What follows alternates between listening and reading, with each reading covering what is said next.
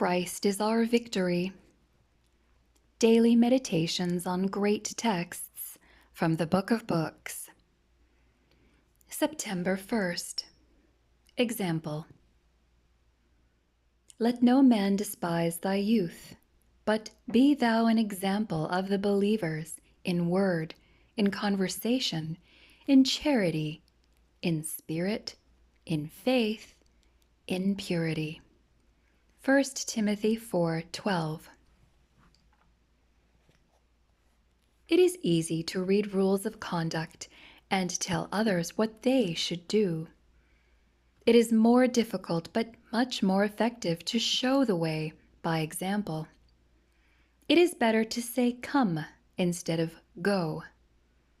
The person who takes the lead will be sure to have followers. The minister who admonishes his congregation to be long-suffering yet becomes impatient at the slightest criticism cannot expect a very hearty response to his entreaties. The Apostle Paul had this in mind when he counseled Timothy, "Be thou an example." Timothy was urged to act in such a way that no one would despise his youth. His conduct must be such that it would be an example for others to follow. A responsibility rests upon each one to set a noble example. A young man at school had formed the habit of smoking, and he could not be allowed to remain with the student group, so I took him to his home. The boy and I had a heart-to-heart talk, and he told me he was first tempted to smoke because he wanted to be like his father. When the father discarded part of his cigarette, the boy would take it, unnoticed, from the ashtray and practice smoking. He thought smoking was a sign of manhood.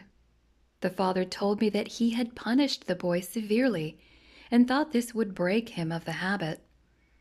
What a sad testimony to the influence of a bad example. How unreasonable and blind the father was to punish his son for following in his footsteps.